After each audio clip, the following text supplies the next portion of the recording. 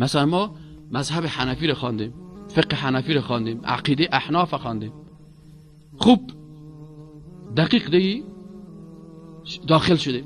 خلاصه کل گپایی که من از امام ابو حنیفه رحمت الله علیه یاد گرفتم امی بود که او در یک مسئله اجتهاد میکرد، باز میگفت که اذا صح الحدیث فهو مذهبی. تو که پیرو من هستی و او تابعی هست و شخصیت عالی هست، او میگه اگر تو من اینجا اجتهاد کردم لکن فکرت باشه که تو که پیرو واقعی من هستی، باید از سنت پیغمبر صلی الله علیه و سلم دور نشی. اگر حدیث صحیح یافتی اونمون مذهب ماست، ولو که من اجتهاد کرده باشم، ولو که علمای احناف اجتهاد کرده باشم. لکن قاعده بزرگش اینمی است که ولو که اونا مثلا ما اینمی علامت در یک مشکل مسئله را پیدا کردیم، حدیث نیافتیم، آیت نیافتیم، خب امکانات نیست. یک صحابی در یک ولایت رفته، دیگه صحابی در دیگه ولایت رفته، یک صحابی در سابق مملکت ها ولایت ها بود. این حاله مثلا یک حدیث پیش یک صحابی هست و در این منطقه ما نیست. علما شیشتن گفتن والا اینمی موضوع را چطور کنیم؟ اجتهاد کردن، نشته کردن که اینی قسم شود. لکن امام صاحب ابو حنیفه رحمت الله چی گفت؟ گفت اذا صح الحدیث، اگر حدیث صحیح یافتی فهو مذهبی. این اجتهاد مکسی خو اجتهاد است، این اجتهاد شاگردای ما اجتهاد است. لکن اگر سرزم اجتهاد حدیث صحیح یافتی، تو باید چی رو بگیری؟ حدیث رسول الله را بگیری، چون که رتبه رسول الله صلی الله علیه و آله از کلی کده بلندتر است از قول ما و قول احمد و قول امام احمد حنبل و از قول امام شافعی و از قول امام ابو حنیفه و از قول کلی کرده، صحابه کرده و تابعین و تابعین کرده، قول کلش کرده. قول کی؟ حدیث سید رسول الله رتبه چی است؟ بلند است. چرا؟ به خاطر که حدیث رسول الله صلی الله علیه و سلم حدیث صحیحش وحی است. و ما ينطق عن الهوى ان هو الا وحی یوحى. پس قرآن وحی است، حدیث صحیح وحی است، اما سخنهای دیگه کس وحی نیست یا اجتهاد است. رتبه وحی از اجتهاد کده چی است؟ بلندتر است. ببین چقدر اخلاص داشتن، چقدر ایمان داشتن. دعا کنیم بگوی پروردگار بر ما اخلاص مثل اخلاص امام ابو حنیفه نصیب کن، اخلاص مثل اخلاص امام مالک نصیب کن، اخلاص مثل اخلاص امام شافعی نصیب بکن، اخلاص مثل اخلاص صحابه و تابعین و تابع تابعین نصیب بکن. نه این قسم مثل که ما که اونا را سلف صالح میگفتن. و کی بودن؟ سلف صالح بودن. این دیگرها چی است؟ ما خلف هستیم. یکی سلف است، یکی چی است؟ خلف است. سلف گذشتگان، خلف آیندگان. این حاله اونا سلف صالح بودن، اونا به قرآن بسیار احترام داشتن، اونا به حدیث رسول الله بسیار احترام داشتن. عمر رضی الله تعالی عنه اجتهاد میکرد، مجتهد بود قبل از مجتهدین. ابوبکر صدیق مجتهد بود، عمر رضی الله تعالی عنه مجتهد بود. اما یک نفر میامد برش میگفت که عمر اجتهاد کرد در مسئله مهر زنا. مردم گفتن مهرها بسیار بلند شده، خانم ها مهر خود زیاد تعیین میکنن، بسیاری که مردا نکاح کردن نمیتونن. عمر رضی الله تعالی عنه برشان گفت که مهر دانا چطور کنین، کم کنین، چطور کنین؟ یک زن خیس برساد. عمر تو یقه نداری، تو یقه نداری. چرا؟ گفت به خاطر که آیت قرآن میگه که اگر یک قنطار ذهب، یک کوت طلا هم کس برای خانم خود مهر بده، کس حق نداره که او را چیز کنه. تو چطور یه حق برات میگیری؟ عمر رضی الله عنه اصابت المرء و اخطا عمر. زن درست گفت ما غلط کردم. الله اخلاص عمر نصیب ما بکنه که وقتی که حدیث رسول الله صلی الله علیه و سلم میشنویم بگیم اصاب رسول الله صلی الله علیه و سلم انا اخطأت. صحیح گپ پیغمبر، گپ ما غلط است. صحیح قول پیغمبر در سرم گرفتم، او سپردن قول مرد. از این خاطر هر چهار علمای مذهب، هر چهارشان به اساس اخلاص خود همین درس بر ما دادن. باور بکنید ما یک استاد داشتیم بسیار فقیه، عالم، با تقوا بود. گفت بچه‌ام نصیحت از هر چهار مذهب ما براتون میگم، گوش بدید. نصیحت هر چهار مذهب بفرمایید. امروز ما براتون من حیث استادتان براتون نصیحت میکنم. ما برای شما نصیحت میکنم که نصیحت هر چهار علمای مذهب چی است؟ اونا میگفتن که وقتی که حدیث صحیح یافتی سخنای مرا به دیوار بزن. چی بود نصیحتشون؟ حدیث صحیح، حدیث صحیح ثابته یافتی سخنای مرا چی کن؟ یا چرا این گپ میگفتن همین 4 عالم بزرگوار؟ باور بکنین 4 عالم به اندازه علمیت داشتن که اگر استاد دایی 50 سال دیگه هم درس بخونه به اندازه علم از اون نمیده. آنقدر قرآن میفهمیدن، آنقدر حدیث میفهمیدن، آنقدر فقه میفهمیدن که اگه من 50 سال دیگه بخونم به خاک پای ازا نمیرسم. لکن و با اونم قدر علم خود، اونم قدر اخلاص داشتن که میگفت که اگر حدیث صحیح یافتی از 4 علمای مذهب قول مرا چی کن؟ یعنی پشت گپ من نگرد که فلانی تو گفته فلانی تو گفته. بگو حدیث رسول الله صلی الله علیه و سلم اساس است، اصل است، وحی است. چرا که رسول الله صلی الله علیه و ما ینطق عن الهوا ان هو الا وحی یوحى، وحی است. که حدیث پیغمبر تکرار کردن که وحی الهی است، کلام الله است. اعوذ بالله من الشیطان الرجیم بسم الله الرحمن الرحیم. در چند هفته قبل ما بحث ما سرزمین توحید عبادات بود و توحید عبادات تقسیم کردیم که خود توحید الوهیت به 2 بخش تقسیم میشه. در مجموع اول توحید به 3 بخش تقسیم کردیم، گفتیم توحید ربوبیت یا افعال است و توحید الوهیت یا عبادت ها و قوانین است و قسمش توحید اسما و صفات بود. این شکل عمومیش. باز گفتیم که توحید ربوبیت خلاص کردیم و آمدیم سر توحید الوهیت و در توحید الوهیت گفتیم که توحید الوهیت 2 بخش تقسیم میشه. یک بخش توحید الوهیت به نام توحید عبادات است و یک بخش توحید الوهیت به معنای اطاعت از قانون است، اطاعت از شریعت است. ما در این بخش اولش تقریبا چند هفته است که درس میدیم که او توحید عبادت است و عبادت ها را باز چی کردیم؟ تقسیم کردیم که یکی عبادت های قلبی هست که به قلب انسان تعلق میگیره، او را خلاص کردیم و در سیدی های قبلی و در درس های قبلی نشر شد. باز از او آمدیم گفتیم توحید قسم دومش عبادات چی هست؟ زبانی هست و قسم سومش عبادات بدنی و مالی هست. ما فعلا در قسم دومش که توحید عبادات چی هستن؟ عبادات زبانی هست و در عبادات زبانی تقریبا تقسیم کردیم که استعاذه هست، استغاثه هست، توسل هست، اینیا کلش دیگه مثلا استمداد است، حمد است، اینی کلش بخش عزیز که باز در بخش استعاذه ازی تقریبا تا قسمت درس دادیم و گفتیم در آغاز از این که وقت سر استعاذه بحث شروع کردیم که یک نفر پناه میجویه، اما قول عمر رضی الله عنه گفت که انما تنقض عرى الاسلام، یعنی گفت که رسمان اسلام الله که گفته واعتصموا بحبل الله جميعا، چی گفته؟ واعتصموا بحبل الله. عمر رضی الله عنه میگه اینمی رسمان اسلام که است، اینمی میگه تار تار شده میره.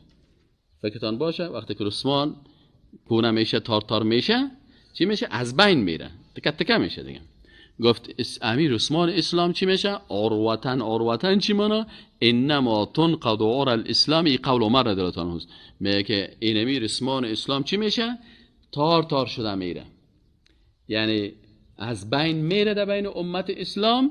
چی؟ اذا نشأ فی الاسلام، وقتی که در بین اسلام کسای پیدا شوند که یا چه قسم آدم پیدا؟ من لا یعرف الجاهلیه، که میگه من مسلمان هستم، من متخصص هستم، من عالم هستم، من عقیده توحید دارم، لکن اینمی انسانی که عقیده به توحید داره این عصر جاهلیت نمیشناسه. وقتی که عصر جاهلیت نشناخت این چی میشه؟ خودش کار عصر جاهلیت میکنه نافهمیدن. یعنی مثل که ما بگویم که طب وقتی از بین میره که در بین دکترها کسی پیدا شوه که میکروب نشناسه. پس دکتر بیچاره در میکروب دست میزنه، در ویروس دست میزنه، خودش میکروب نمیشناسه.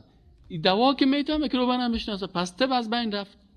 اما او دکتری که مثلا مرض شناخت، میکروب شناخت، ویروس شناخت، او چی میکنه؟ او بر اونمو ویروس انتی ویروس میده، بر ازمو میکروب ضد از میکروب دوایش میده. آل میگه در اسلام عمر رضی الله تعالی عنه که یک نسخه طبی بسیار خوب بر ما و شما داده که اگر در اسلام اتو نفرها پیدا شد که با عصر جاهلیت نمیشناختن، چی میشه؟ اسلام رسوانش تار تار میشه در بین از این مردم. این مردم اسلام نمیشناسه. پس به خاطر از اینکه اسلام بشناسی، اول باید چی است؟ عصر جاهلیت بشناسی که جاهلیت چی مشکلات داشتن و خود از عادات عصر جاهلیت تخلیه کنی. وقتی که خود تخلیه کردی، پاک کردی، بعد از او اسلام. از این خاطر در کلمه چی است؟ در کلمه اول تخلیه است. اول در کلمه چی است؟ تخلیه است. خود خالی میکنی از چی؟ میگه که لا اله. اول از الههای باطل خود چی میکنی؟ خالی میکنی. لا اله وقتی که کل از را نفی کردی، باز میگه که الا الله. آیت قرآن چی میگه؟ فمن یکفر بالطاغوت. اول به چی کافر شوی؟ به طاغوت. طاغوت کی است؟ کسایی که مردم میگه بیا به من عبادت بکن، کسایی که میگه بیا قانون ضد قانون الله ما تربیت میکنم، این قانون مرا ضد قانون الله تطبیق بکن. اول اسلام میگه اول بیا کافر شو. فمن یکفر بالطاغوت و یؤمن بالله. بعد از چی میشه؟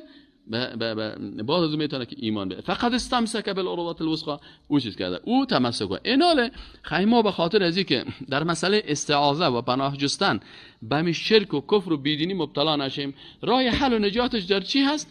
اول باید ما اونمو مشکلاتی که در اون عصر بود او را بفهمیم. اون مشکلات رو شروع کردیم، گفتیم اول در عصر جاهلیت که شرک رواج بود، اول مردم چی میکردن؟ یک تعداد مردم به جنها پناه میبردن و این رو تشریح کردیم که آیت قرآن در سوره الجن چی میگفت؟ و انه کان رجال من الانس یعوذون برجال من الجن. یک تعداد مردم ها، یک تعداد انسان ها بوده که به جنها چی میکردن؟ پناه میبردن. فزادوهم رهقا. خب باز اینو تشریح کردیم، من دوباره تکرار نمیکنم. دوم قسم گفتیم که در عصر جاهلیت یک تعداد از شخصیت ها که فوت میکردن تصویرهای ازوا را جور میکردن، تصویرش میماندن. با گذشت زمان تصویرش به مجسمه مبدل میشد. با گذشت زمان مجسمه وسیله تقرب میشد. میگفت ما پیش از این بت میریم. وقتی که برشان میگفت که خیلی شما وقتی که ولا ان سالتهم من خلق السماوات والارض، وقتی که از اونها پرسان میشد که آسمان و زمین کی خلق کرده، ابو جهل، ابو لهب، کلشان میفتن لا یقولون الله، میفتن الله. ولا ان سالتهم من خلق السماوات والارض لا یقولون الله. ابو جهل میگفت الله خلق کرده، ابو لهب میگفت. پس میگفت پیش از این بت ها چرا میرین؟ استدلالشان چی بود؟ استدلالشان همین بود که ما پیش از این بت ها میریم به خاطر اینکه یا دوستای خدا هستن یا ما را به خدا قریب میسازن. لیقربونا الی الله زلفا. ما نعبدهم، این هم قرآن برای ما درس میده که ما نعبدهم، ما اینا را عبادت نمیکنیم، یعنی برای بت سجده نمیکنیم، برای بت رکوع نمیکنیم، برای بت نظر نمیبریم. چرا؟ الا لیقربونا الی الله. ما خب برای به خاطر که یا ما را به خدا قریب میسازه، دوستای خداست، ما مجبور هستیم برای از اونها اینی کارا را بکنیم. پس این قسم دوم بود که حالا کسی که اگر فلسفه بت پرستی را بفهمه باز هیچ وقت با مشکل مبتلا نمیشه. قسم سومش چی بوده؟ پناه بردن به قبرها بودن یا فلسفه قبر پرستی. بله، قبر پرستی در ژاپن قدیم وجود داشت. قبر پرستی مثلا در هندوستان تا امروز هم وجود داره. قبر پرستی مثلا در بین عرب های جاهلیت، در بین یهود و نصارا و در بین مردم حبشه یا کلش رواج داشت. مردم حبشه این خبر بود. رسول اکرم صلی چی گفت که لعنت خدا سر کی واقع شد؟ سر یهود و نصارا. چرا؟ گفت وقتی که یهود و نصارا قبرهای پیغمبران را سجدهگاه ساختن، به قبر پیغمبر سجده میکردن، به قبر پیغمبر نظر میبردن، در گرد قبر پیغمبر طواف میکردن. پس لعنت خدا سر از اینا نازل شد. اینال وقتی که ما و شما او عصر بشناسیم با این حدیث هم خواندیم که بی عایشه صدیقه رضی الله تعالی عنها روایت میکنن که مثلا رسول اکرم صلی الله علیه و سلم چی گفت؟ الله یهود و نصارا لعنت نمود چون قبرهای پیامبرانشان را مساجد یا سجدهگاه ساختن. متوجه هستین؟ این حدیث صحیح البخاری هست، حدیث 1265 صحیح البخاری هست. و دیگه خود رسول اکرم صلی الله علیه و دعا کرد که اللهم لا تجعل قبری وثنا، خود پروردگار قبر مرا وثن نگردانی. و فرقش هم گفتیم که وثن و صنم چی فرق داره؟ صنم انسان خوب است که مجسمهش ساخته شده، وثن انسان خوب است که قبرش پرستش میشه. پس اگر قبر یک کسی را پرستش کردن او را وثن میگن. وثنیون که میگن چی مانا؟ وثنیون یعنی قبر پرستان. و عباد الاصنام که در عربی میگن چی مانا؟ یعنی کسانی که صنم یا مجسمه را عبادت میکنن. ببینید با فهمیدن از این نقاط وقتی که آدم فهمید، بازی رو میتونه در عصر خود، در منطقه خود، در فکر خود بازی رو مقایسه بکنه. او والا با خدای فکر جاهلیت خود من هم داشتم، ولی اینا من هم میگفتم. ایناله نبی اکرم صلی الله علیه و سلم چی گفت؟ دعا کرد، گفت پروردگارا یک دعا میکنم که همین دعای مرا قبول بکنی. او چیست؟ اللهم لا تجعل قبری وثنا، خدایا قبر مرا بت نگردانی. یعنی مثل کارهایی که مردم پیش بت میکنن، پروردگار قبر مرا این کارا نکنی. الله سبحانه و تعالی دعای پیغمبرش قبول کرد. دعای پیغمبر قبول کرده. این آدمی کل دنیا که بری قبرهای کل چی گشته؟ بت گشته. بسیاری قبرها چی شده؟ بت گشتن. چه قسم؟ در پیش قبر سجده میشه، در پیش قبر رکوع میشه، برای قبر نظر برده میشه، قبرش مثلا گنبدهای بسیار لوکس جور میشه، چراغا آویزان میشه. مثلا در حالی که پیغمبر صلی الله علیه و آله گفته که شما سر قبرها گنبد نسازین، اینا مثلا این قسم چراغای لوکس در قبرستان جور نکنین. قبرستان تو بانید که اما تو قبرستان یک چیز عادی باشه که اونجا بری مرگت یادت بیاد، اما وقتی که در قبرستان قالینا فرش باشه و چوکی ماندگی باشه، اونجا که بری میگه از خانه مکه که قبرستان خوب است، چقدر لوکس ساله نوش جان. از اونجا بر صاحب کلچا میاره، کیک هم میاره، یگانه که بر ترانه میخونه. در هندوستان که بری ساقی و ابر و بهار است و نگار و لب جوی. مردم در هندوستان ما رفتیم، ما را گفت شما را میله میبریم. گفتیم میله کجا میبریم؟ گفت بیا که در قبر حاجی علی در خود ممبای در هندوستان در داخل بحر قبر حاجی علی است.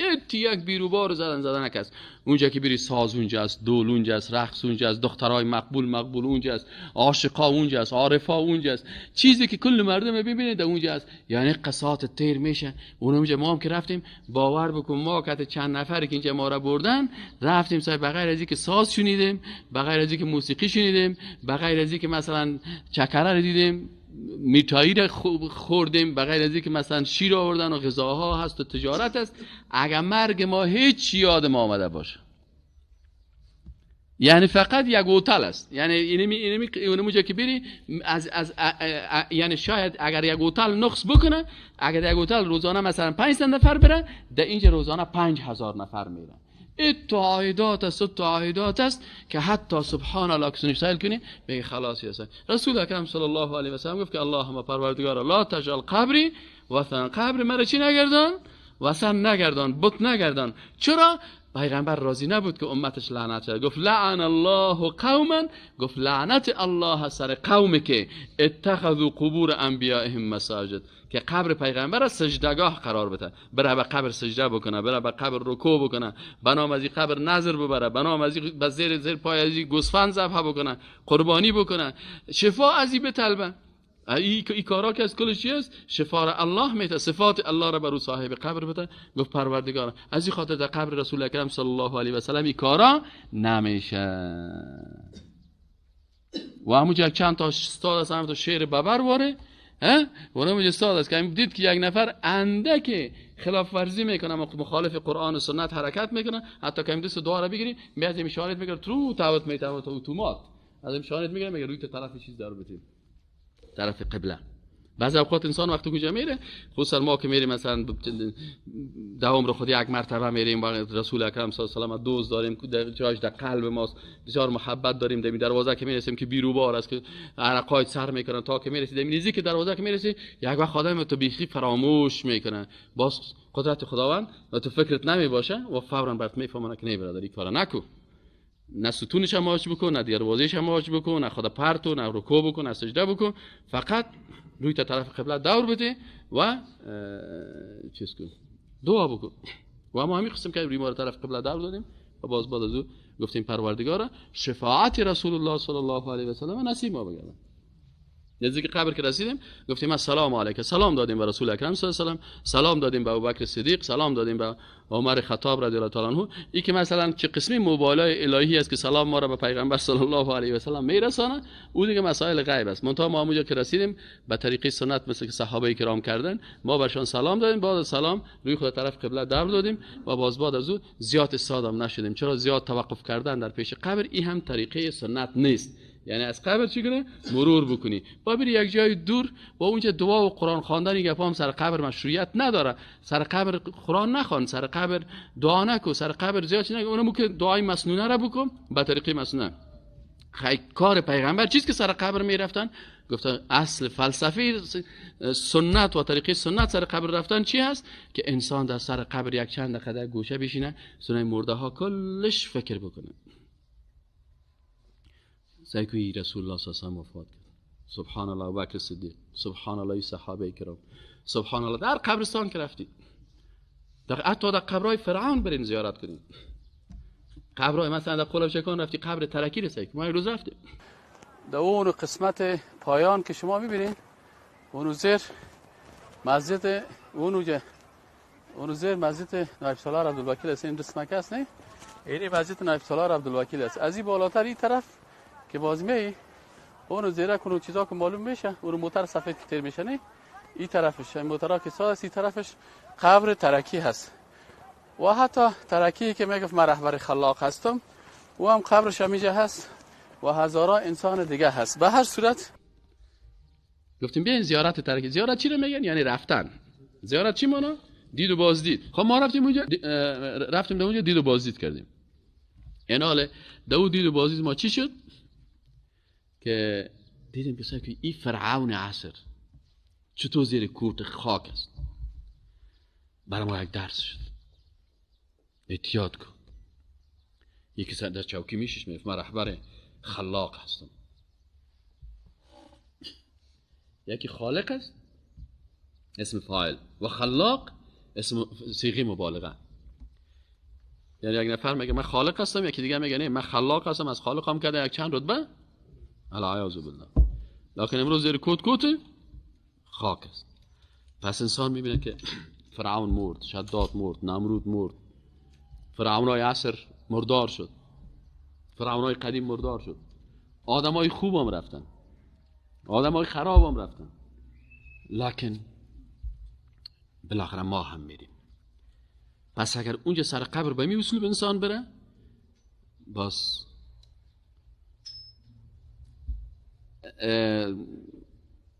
تو قصد گریه را نداری اشکای سر میکنه. متوجه است؟ اگر به طریق سنت تجربه کنین، اگر به طریق سنت شما در قبرستان برین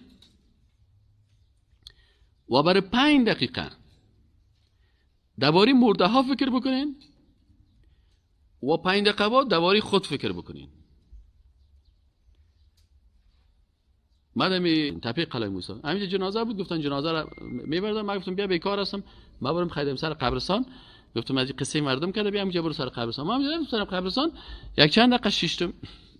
اما منتها سابق که میرفتم تو فکرای دیگه میگم، گفتم نه این دفعه به طریقه مسنونه میرم. تو باش من یک تجربه کنم ببینم که نتیجه چی میشه. به طریقه مسنونه رفتم. السلام علیکم اهل الدیار من المؤمنین والمسلمین غفر الله لنا ولکم انتم السابقون و نحن اللاحقون. این دعا را خواندم. باز بعد از رفتم قرار دادم بالا، قرار یک چند دقیقه در بالای قبرستان سعی کردم که این قبر است و قبر است. سر بعض قبران نوشته هست فلانی صاحب جنرال صاحب دگروال صاحب رئیس صاحب وزیر صاحب فلانی صاحب شیخ صاحب عالم صاحب کلگی. خب من شیشتم یک وقت سعی کردم که همه تو فکرم همه تو غرق شدیم رفتیم هیچ تو فکرم نیست. او تو تصور میکنم که از همون یک تعداد زیاد مردم از بیروبار است و یک چارپایی است سر از زمین، یک دانه جنازه را میارن هم تو تیسی از این پایانی همونجا یک چقوری کندگی است قبر است که به طرف از این میاره در چشم می چقور است زمین است قبر است و اون طرف سهل میکنم که همین مرده را میاره. حالا من که سهل میکنم تو باش روی مرده لچ است تو باز است، حالا سهل میکنم که خودم هستم. این صاحب از اونجا میاره و کلگی از پشت سر یک چیز میگه و دیگه چیز میگه و یکی گریه میکنه و یکی صدا میکنه و چطور میکنه. همین چند نفر همین جوانه همین تو پالوان گرفتن دیگه صاحب استاد دایر اوت تو مید دوانان که همین دوستایم دیگه خوب اخلاص میکنه زود مرا دیگه همین سوراخ تنگ میاره میپره. همینجا که می آوردن همین نزدیک دیگه یا که همین لب قبر ماندن که یکی چیز میکنه که همین گرفتن که همین بین قبر ماندن که این طرف سر که این طرف سر که یک سنگ است هم یک تکان خوردم. حالا میسائل میکنم که اشکای مال جریان پیدا کرد. هیچ نه قصد گریه نه، من زود گریه نمیکنم تو به سادگی، لکن هر وقت سعی کنم کو بخدا آخر زوری ما پاکم که مردم بگه استاد چی میکنن خصوص سعی کنم. این نتیجه زیارت رفتن مسنونه هست. اما اگر زیارت غیر مسنونه که اونجا باز الوا بردی و پلو آوردی و قرما آوردی و الا یک گلاس شیر بده و الا مرسای بر فلانی که کلچه بر باز نه مرگت یادت میه و نه هیچ. به هر صورت با سر قبر ما سر از اون ما شما میشه کدام درس دیگه داشته باشیم. چهارمین موضوعی که ما شما در اونجا گفتیم پس پناه بردن به جنها بود، پناه بردن به مجسمه ها بود و پناه بردن به قبرها. چهارمیش چی هستن؟ چهارمیش پناه بردن به درختها. یعنی یکی از اعتقادات مشرکین در عصر جاهلیت موجودیت درختهای مقدس بود. و این هم گفتیم که در اسلام ما درخت مقدسی نداریم. حتی عمر رضی الله تعالی عنه عمود درختی که زیر از او بیعت الرضوان صورت گرفته بود، حضرت عمر رضی الله تعالی عنه دید که مردم میرن دو رکعت نفل میخوانن. دو رکعت نماز نفل خواندن زیر درخت بیعت الرضوان نیست. نفل بخوان هر جای، اما مشخص چرا زیر این درخت میری؟ بر عمر رضی الله تعالی عنه گفتن که والا صاحب اینی کار ده اینجا شروع شده. عمر رضی الله تعالی عنه برشان گفت که الا لا لا لا تبر بگیرین بدین درخت از بیخ تکت اون درخت چی کمال داشت؟ اونجا کمال در رسول الله بود، کمال در بیعت بود که تو با یک انسان مؤمن مثل رسول الله صلی الله علیه و آله انسان مخلص بیعت بکنی. نه که یک نفر که خوب هم آشکارا چیغ بزنه که دوست ما امریکاست و من امریکا را دوست دارم و من یک با صبر برزو به که این مکتت بیعت میکنم. در حدیث شریف است. حدیث شریف چی میگه؟ میگه عن ابی واقد لیثی، کل چیز در عقیده ما و شما هست ولی متاسفانه یا کلش از به خاطر اینکه عصر جاهلیت بشناسیم مبتلا به این مرض نشیم، چوب پرست نشیم، سنگ پرست نشیم، صوت پرست نشیم، متوجه هستین؟ درخت پرست نشیم، یار پرستش نکنیم، بریم فقط خالق متعال پرستش بکنیم. شفا الله میته، نه درخت‌ها و نه فلان و فلان. از این خاطر در حدیث شریف چی میگه؟ عن ابی واقد اللیثی رضی الله عنه قال خرجنا مع رسول الله صلی الله علیه و سلم. میگه ما خارج شدیم امرای پیغمبر صلی الله علیه و سلم الی حنین، به طرف حنین، و نحن حدثاء عهد بکفر. یعنی این صحابی میگه ما کسایی بودیم که نو از کفر مسلمان شدیم. یعنی صحابایی که چندین سال صحابی بودن و پیش پیغمبر صلی الله علیه و سلم، نه ما درس اول بود نه کلمه خواندیم، حالا که پیغمبر صلی الله علیه و سلم در سفر روان هستیم. همین کسایی که چی شدن؟ نه مسلمان شدن. میگه یا که خو قیدش میره، حدیث باید دقیق انسان بفهمه. یکی صحابی هستن که سابق اولون سابقون مردمایی هستن که خوب عقیده را درک کردن، یکی کسایی است که نه چی شدن؟ کلمه خواندن نه مسلمان شدن، عقیده را هنوز درست نمیفهمن. میگه ما چی کردیم؟ سکو حتی صحابه هست. بعضی کسا میخوادم یک روز عقیده را یاد بگیرم، استاد یک دو سوال دارم، باز میخیزم میرم. برادر ما 37 درس رسیدیم تا حال در یک جزئی از عقیده هنوز خلاص نکردیم. در 38 درس 6 ماه 7 ماه شده که ما و شما میخونیم. تو چطور در یک روز میخوای کل عقیده اسلام بخونی؟ والا یادم بگیری، والا کلمه تو هم تیر کرده بتانی. اگه با ایمان هم تیر شوی تو در درس عقیده یک هفته می باز بعد از اون والا مصاحب ختم داشتم، مصاحب خیرات داشتم، ماشم 40 داشتم، ماشم فلانی داشتم، کل از او ارزش داره. درس عقیده برای چی نداره؟ ارزش نداره. از این خاطر عقیده رو یاد نمیگیره. این حال این صحابه سه که در درسش میگه ابی واقد لیثی میگه که خرجنا مع رسول الله صلی الله علیه و سلم الی حنین و نحن حدثاء عهد بکفر. یعنی میگم ما بسیار به کفر نزدیک بودیم. یعنی معنای چی است؟ معنای چیست که ما نو مسلمان شدیم، یک چند وقته که کم میشه هنوز کل مسائل اعتقادی از رسول اکرم صلی الله علیه و آله یاد نگرفتیم. پس میگه چی شد؟ وللمشرکین سدرة یعکفون عندها. و میگم مشرکین تیر شدیم یک جایی سعی کردیم که مشرکین یک دانه درخت دارن، قرار دادیم پیش می درخت میان، قرار اعتکاف میکنن، قرار همینجا شیشتن، یکی صلای خداویزان کرده و یکی یک چوبک از زیر میگیره باز گردن و شتک خداویزان میکنه، یکی یک شاخکش ماش میکنه و یکی صاحب گرد گرد طواف میکنه و یکی درخت بغل گرفته و یکی ماش میکنه و یکی این قسم میگه ما یاد دیدیم و نحن حدثاء و عهد بما بکفر وللمشرکین سدرة یعکفون عندها. یعکفون از عکوفه گرفته شده که اعتکاف ما به شما میگیم، یعنی مردم میرفتن اعتکاف خود کجا میکردن؟ پیش می درخت. مشرک هستن، پیش می درخت قرار میشیشتن، چله میکردن، شو میبودن، روز میبودن، گردگردازی طواف میکردن، گردگردازی تار دور میدادن، تارایش گردن اشتکای خود منداختن، چوبکایش میگرفتن، چوبش میفتن مقدس است ایره سای میبردن که اگه چوب از برید در خانه بانی باز خانه گشتم نمیدرایا، اگه یک تو خاکش بری صاحب در خانه تو مار نمیدرایا، تو یک دفعه چوبش بیار مار بیای باز کارت میکنه. بعد ایسه ایگا پارا میشه و ینوتون به اصلحتهم اعتکاف میکردن. باز یگان وقتی که دلشان میشد یگان شاخش امو شمشیر خودم چی میکردن؟ دمو اویزان میکردن. خب یقال لها ذات انواط. سبحان الله، صحابه کرام چه شخصیتایی بودن، کل گپا رو بر ما آوردن ذکر کردن. یقال لها ذات انواط، میگه نام از این درخت ذات انواط بود، مثل کال به نام درخت شنگ. یک وقت پیش خانه ما یک درخت بود در قول اوچکان، بازش تو کار میادن زیر دیشی از تیر میکردن. این بسیار خوب درخت است. خب به هر صورت یعکفون عند هواینوتون به اصلحتهم یقال لها ذات انواط فمررنا بسدره. این صحابی مبارک میگه ما هم که پیغمبر صلی از پیش از این درخت تیر شدیم. فقلنا یا رسول الله صلی الله علیه و سلم، والا ما هم خوش اومد. یگان چیزا چه خوبی زنها گردگدازی شیشتن و چه خوب میله است، میله ارغوان است دیگه. یک زیارت بودم و قلاوچکان رو باز میله ارغوان میکرد، باز وسط از یک زیارت بود، باز انا میامدن شکای خدای زیارت منداختن و شمع چالان میکردن، این کارا میکردن. میله ارغوان است صاحب، زن آدمو گرد قبرا میگشن چی میگشن. ما هم خوش ما میامدیم، والا چه خوب سایل است، چه خوب گلمکا رو میوردن و دیگا میوردن چپ چه نمیوردن. حال میله بکو این گپ چرا درش داخل میکنی؟ خانه پر پلو. میله رفتن نقص نیست، اما اگه در میله تینی مسائل داخل کردی گپ میله رو خراب کردی. دیگه چی شد؟ میگه ما هم خوش ما آمدی. صحابی میگه ما خود عقیده رو نمیفهمیدیم دیگه، نه مسلمان شدیم. از این خاطر میگه فقلنا یا رسول الله اجعل لنا ذات انواط کما لهم ذات انواط. میگه ما برش گفتم ای پیغمبر سم برای ما میگن تا درخت نشان بده که ما هم بزیت از او یک ذات انواط داشته باشه. فقال رسول الله صلی الله علیه و سلم، میگه رسول الله صلی الله علیه و سلم چی گفت؟ الله اکبر، الله بزرگ است و مردم. انها السنن، انها السنن، ای چی هست؟ ای روش ها هست. یعنی چه قسم روش هست؟ گفت والا این اما تو عادت مردم است.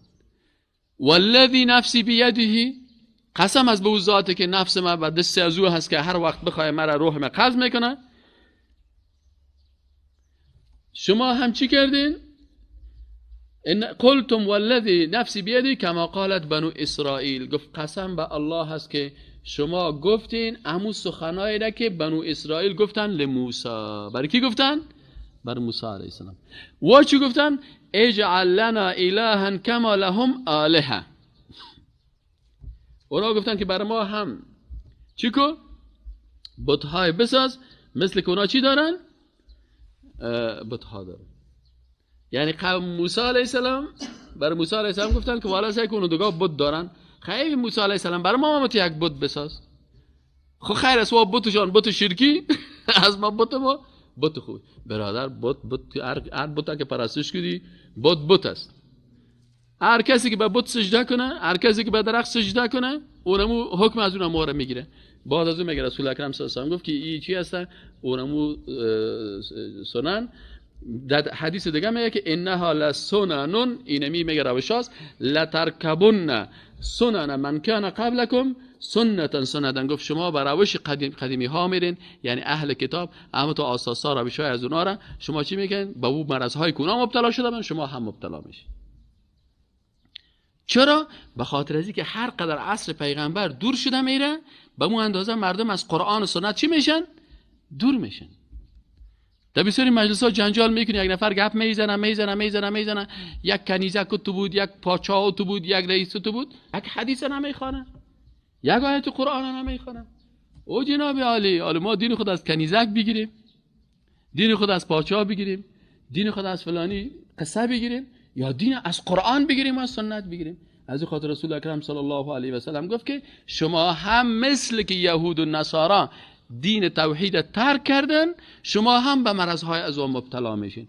علتش چیزی که رسول اکرم صلی الله علیه و گفتن، به خاطر که در عصر قدیم مردم احترام به قرآن عظیم الشان داشتن. بزرگترین شخصیت‌های اسلام رو بخواید ببینید که چقدر به قرآن احترام دارن، چقدر به احادیث رسول الله صلی الله علیه و سلم ایمان دارن. و حتی اساس فکر خود، اندیشه خود وقتی که تعیین میکنن، مثلا ما مذهب حنفی رو خواندیم، فقه حنفی رو خواندیم، عقیده احناف خواندیم، خوب دقیق دی داخل شدیم. خلاصه کل گپایی که من از امام ابو حنیفه رحمت الله علیه یاد گرفتم امی بود که او در یک مسئله اجتهاد میکرد، باز میگفت که اذا صح الحدیث فهو مذهبی. تو که پیرو من هستی و او تابعی هست و شخصیت عالی هست، او میگه اگر تو من اینجا اجتهاد کردم لکن فکرت باشه که تو که پیرو واقعی من هستی، باید از سنت پیغمبر صلی الله علیه و سلم دور نشی. اگر حدیث صحیح یافتی اونم مذهب است، ولو که من اجتهاد کرده باشم، ولو که علمای احناف اجتهاد کرده باشن، لکن قاعده بزرگش اینمی است که ولو که اونا مثلا ما اینمی آمدیم در یک مشکل مسئله را پیدا کردیم، حدیث نیافتیم، آیت نیافتیم، خب امکانات نیست. یک صحابی در یک ولایت رفته، دیگه صحابی در دیگه ولایت رفته، یک صحابی در سابق مملکت ها ولایت ها بود. این حاله مثلا یک حدیث پیش یک صحابی هست و در این منطقه ما نیست. علما شیشتن گفتن والا این موضوع را چطور کنیم؟ اجتهاد کردن، نشته کردن که اینی قسم شوه. لکن امام صاحب ابو حنیفه رحمت الله چی گفت؟ گفت اذا صح الحدیث، اگر حدیث صحیح یافتی فهو مذهبی. این اجتهاد مکسی خود اجتهاد است، این اجتهاد شاگردای ما اجتهاد است، لکن اگر سرزم اجتهاد حدیث صحیح یافتی، تو باید چی رو بگیری؟ حدیث رسول الله را بگیری، چون که رتبه رسول الله صلی الله علیه و آله از کلی کده بلندتر است از قول ما و قول احمد و قول امام احمد انبل و از قول امام شافعی و از قول امام ابو حنیفه و از قول کلی کرده، صحابه کرده و تابعین کرده، قول کلش کرده. قول کی؟ حدیث سید رسول الله رتبه چی است؟ بلند است. چرا؟ به خاطر که حدیث رسول الله صلی الله علیه و سلم حدیث صحیحش وحی است و ما ینطق عن الهوى ان هو الا وحی یوحى. پس قرآن وحی است، حدیث صحیح وحی است، اما سخنهای دیگه که وحی نیست یا اجتهاد است. رتبه وحی از اجتهاد که چی است؟ بلندتر است. ببین چقدر اخلاص داشتن، چقدر ایمان داشتن. دعا کنیم بگو پروردگارا بر ما اخلاص مثل اخلاص امام ابو حنیفه نصیب کن، اخلاص مثل اخلاص امام مالک نصیب کن، اخلاص مثل اخلاص امام شافعی نصیب بکن، اخلاص مثل اخلاص صحابه و تابعین و تابع تابعین نصیب بکن. نه این قسم مثل که ما که اونا را سلف صالح میگفتن. و کی بودن؟ سلف صالح بودن. این دیگرها چی است؟ ما خلف هستیم. یکی سلف است، یکی چی است؟ خلف است. سلف گذشتگان، خلف آیندگان. ایناله اونا سلف صالح بودن. اونا به قرآن بسیار احترام داشتن، اونا به حدیث رسول الله بسیار احترام داشتن.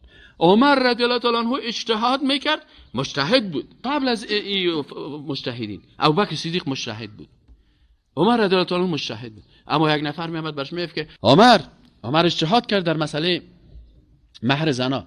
مردم گفتن مهرها بسیار بلند شده، خانم ها مهر خود زیاد تعیین میکنن، بسیاری مردا نکاح کردن نمیتونن. عمر رضی الله تعالی عنه برشان گفت که مهر دانا چطور کنین، کم کنین، چطور کنین؟ یک زن خیس برساد. عمر تو یقه نداری، تو یقه نداری.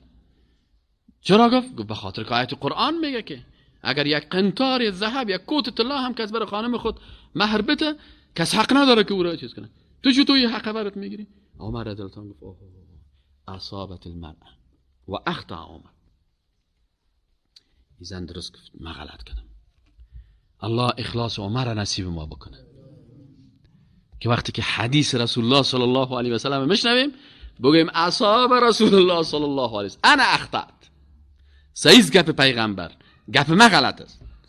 سیز قول پیغمبر در سرم گرفتم، او سپردن قول مرد. از این خاطر هر چهار علمای مذهب، هر چهارشان به اساس اخلاص خود همین درس بر ما دادن. باور بکنید ما یک استاد داشتیم بسیار فقیه عالم با تقوا بود. گفت بچه‌ایم نصیحت از هر چهار مذهب ما براتون میگم گوش بگیر. نصیحت هر چهار مذهب بفرمایید. امروز ما برتان من حیث استادتان برتان نصیحت میکنم. ما بر شما نصیحت میکنم که نصیحت ارچار علمای مذهب چی است؟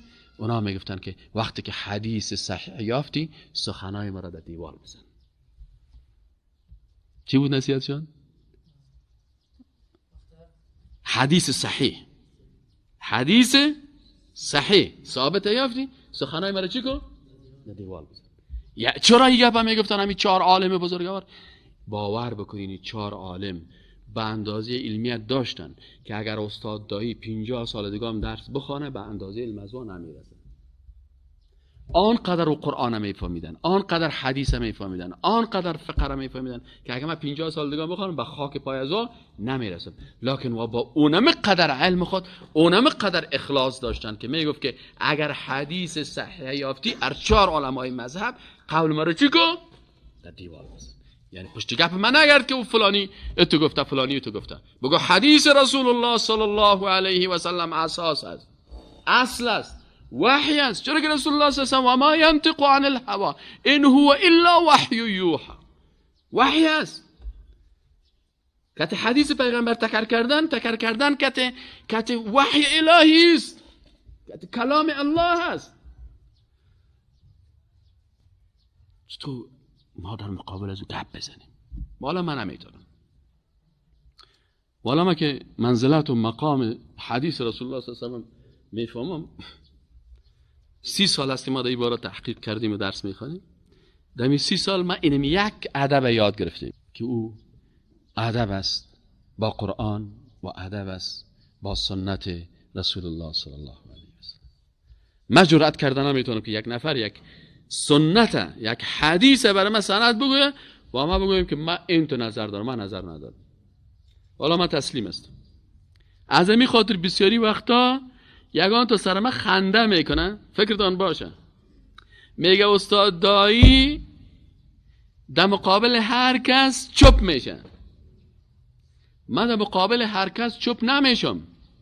من در مقابل آیت قرآن و حدیث رسول الله گپ زدن نمیتونم. اگر یک بچه که 10 ساله برای من بگوید که اینی حدیث رسول الله هست من تسلیم شدم. یک روز بچه که من رفع الیدین میکرد گفتم بیایی رفته رفع الیدین یاد گرفت. او بچه چی میکنی؟ من رفع الیدین میکنم.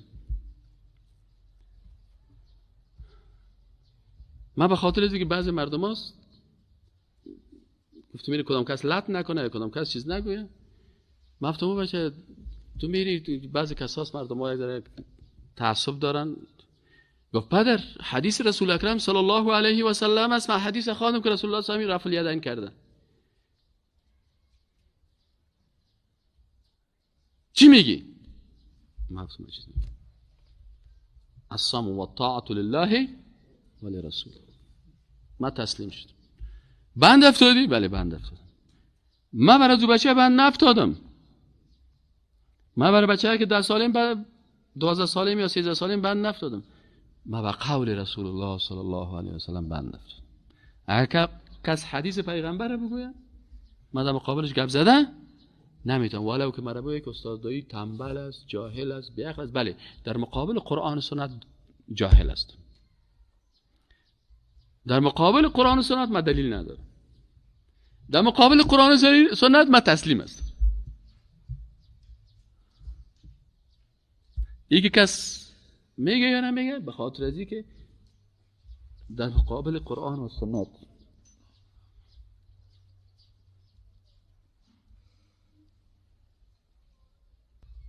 ولی متاسفانه در افغانستان مردم زیاد جرأت دارن.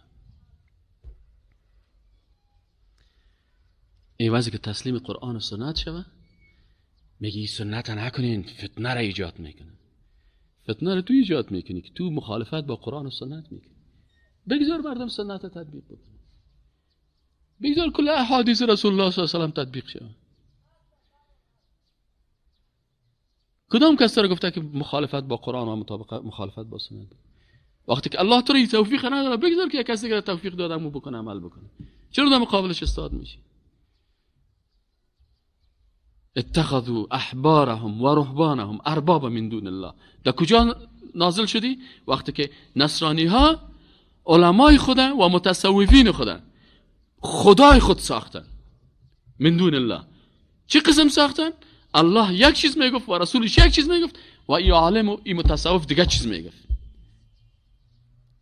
این گپ الله و رسولش رد میکرد، میگفت این عالم این گپ گفته و بیدین شدن، لعنت خدا سرشان نازل شد. اگه کار ما بکنیم چی میشه؟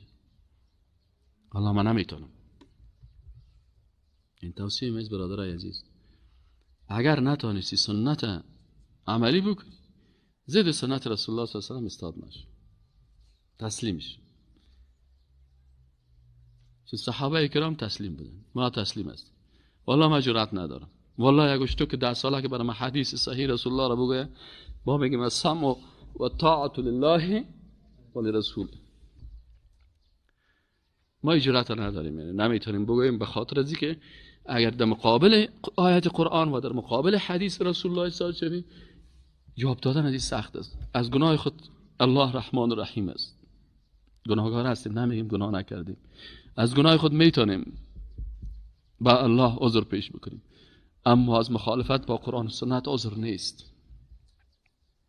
اگر کس بگه وهابیستی، با تطبیق قرآن و سنت قبول داریم وهابیستیم. اگر بگه کافر هستی، اگر با تطبیق قرآن و سنت کافر میشیم، تطبیق قرآن و سنت قبول داریم. هر چی که میگه. اگر بگه تروریست هستین، میگیم صحیح است. اگر بگه افراطی هستین، با تطبیق قرآن و سنت هر اصطلاحی که بر ما بگه او را قبول داریم، اما مخالفت قرآن و سنت قبول نداریم و نمیتونیم در مقابل از استاد شیم. اینمی جرأت ما را اینمی 30 سال درس از پیش ما گرفت. نتیجه درس 30 سال ما اینمی است، اینمی جرأت از پیش ما گرفته. ما در مقابل قرآن و سنت با هیچ کس دلیل گفته نمیتونیم. ولو که یک طفل 10 سالم بگه برش ما تسلیم هستیم. در قرآن و سنت ما چیز نمیگیم. مانع تطبیق سنت کس را نمیشه. سه درس که من از استاد امروز برداشت کردم همیست که ما دین اول درست یاد بگیریم. اگر دین درست یاد نگیریم، به نام دین هر کار را کنیم و به فکر ما که او ثواب داشته باشه، در حالی که او مطابق طریقه پیغمبر صلی الله علیه و سلم نباشه، جز ماندگی و خستگی، جز وقت ضایع کردن دیگه چیزی نمی باشه. پس هرگاه ما میخوایم که ثواب کنیم و یا ایست که امر الله و پیغمبر عملی کنیم، ما اول باید دین درست یاد بگیریم، عقیده خود درست بسازیم. ما نمیفهم که همین قول درست باشه یا نباشه. میگه حضرت عثمان رضی الله عنه وقتی که شهید ساختن، به نام ثواب شهید ساختن، یعنی گویا که ما ثواب کردیم. ببینید یکی از خلفای راشدین است شهید میسازن، اما وا فکر میکنن که ما ثواب میکنیم. چقدر جفا میکنن. امروز در جامعه ما بسیار مردم است که از سر شب تا صبح زحمت میکشن، اما وقتی که عملشون با حدیث پیغمبر صلی الله علیه و سلم ما ارتباط بدیم، هیچ جای نداره در حدیث و نه در مذهب. به او خاطر ما اول درست دین یاد بگیریم. وقتی که دین یاد گرفتیم، عمل کردیم، باز بر دیگه برسانیمش. اگر ما دین یاد نگیریم و طریق پیغمبر صلی الله علیه و سلم نفهمیم، بر دیگه بگوییم، از دل خود جور کنیم، او را به نام دین پیش کنیم، به عوض از اینکه ثواب کنیم، ثواب پیش خداوند مسئول می باشیم. یک مسئله دیگه که استاد بسیار اشاره کرد، همیست که ما باید از بر ما یک استاد ما میگفت درس میخونیم، او میگفت استاد بر ما میگفت که کوشش کنین که همین مذهب پیش قرآن و حدیث ببرین. این قرآن و حدیث پیش مذهب نبرین. شاید در ذهن باز مردم تو پیدا شود که مذهب مخالف قرآن و حدیث خو نیست. ما نمیگیم که مخالف است، اما اگر قول یک امام چون عالم بود، از علمیتش بالاتر دیگه مقام نداشت، متقی بودن، پرهیزگار بودن، عالم بودن، مجتهد بودن، اما اگر از قول از یا که یک حدیث پیغمبر صلی الله علیه و سلم بالاتر می باشه، یعنی حدیث وجود می داشته باشه در مقابل از قول از یا، ما باید از که اول حدیث بگیریم. پس مذهب پیش حدیث ببریم، پیش قرآن ببریم، نه ای که اگر مذهب یک قول می داشته باشه ما ببریم پیش حدیث پیش از مذهب. اگر مذهب تاییدش کرد خوب، اگر نکرد باز حدیث ما ترک کنیم یا قرآن و آیت قرآن شریف ترک کنیم. بهتر است که ما مذهب پیش حدیث و قرآن ببریم. اگر همین سخن امام اعظم صاحب امام مالک صاحب امام شافعی صاحب امام احمد حنبل رحمت الله علیه و یا از دیگر علما با می حدیث پیغمبر صلی الله علیه و مطابقت داشت، اهلا و سهلا باید بپذیریمش. و اگر نیک نداشت انسان است، شاید ما نمیگیم که اشتباه نمیکنه. بیشتر استاد مثال داد حضرت عمر رضی الله عنه و حضرت ابوبکر صدیق رضی الله عنه، جز پیغمبر صلی الله علیه و در امور دین و میگه که ما در امور دین از ما اطاعت کنین، اما در امور دنیا با کار خودتان عمل کنین، برای خودتان عمل کنین. یعنی جز پیغمبر صلی الله علیه و در امور دین دیگه هر کس اشتباهات داشته و خلفای راشدین یکشون نظر دیگه خود رد میکنن. در بسیار جاها دیده باشین که حضرت عمر رضی الله عنه یک چیز میگه و ابوبکر صدیق رضی الله عنه او را تصحیح میکنه. در اون وقتی که وفات رسول الله صلی الله علیه و بود، حضرت عمر رضی الله عنه آمد وقتی که مردم میگه که رسول الله فوت کرد، میگه کس گفت که رسول الله فوت کرد گردنش میزنه. باز ابوبکر صدیق رضی الله عنه میگه عمر متوجه باش، اگر کس خدا را پرستش میکرد خدا زنده است، اگر کس پیغمبر را پرستش میکرد بله پیغمبر صلی الله علیه و فوت کرد و ما آیت قرآن شریف میخونه. پس به او خاطر برادرها دین درست یاد بگیریم. اگر درست یاد گرفتیم مزد شام امیدوار باشیم که ان شاء الله ضایع نمیشه.